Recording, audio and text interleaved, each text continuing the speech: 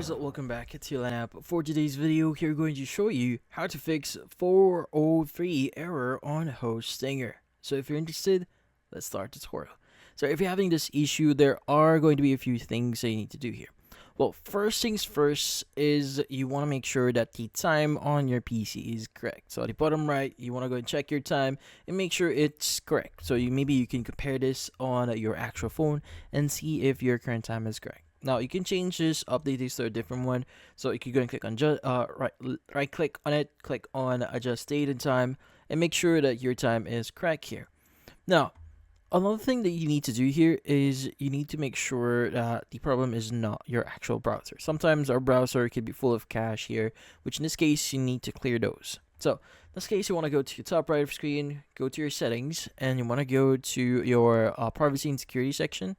And you want to go and click on delete browsing history, and in here you want to choose the time range. I would recommend you to choose at least 4 weeks or all time, depending on your job, on your preference. I would suggest you to also delete your browsing history, cookies and other site data, and cache images and files. So go ahead and click on delete data, and once you've done that, you could go ahead and close your browser here and access Hostinger again and see if that solves the issue.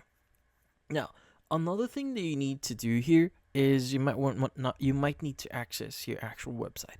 So you want to go to hostinger.com, go ahead and click on website, and you want to go ahead and basically click on dashboard here.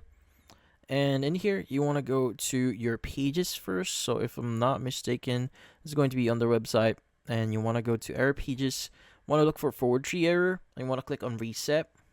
Click on confirm to do that. And it might take around 30 minutes, so we'll go ahead and wait for that and see if that solves the issue. Also, another thing is you might want to delete a file here on your website. So you want to go to files here, go to file manager, and you want to click on your actual files for your website.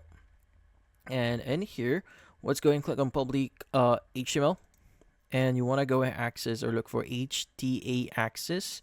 So this one, right click on it, click on the delete option, click on delete.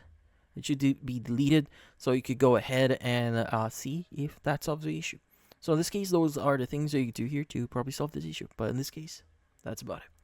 Hopefully this video was able to help you. Like and subscribe at LANApp. Thank you for watching.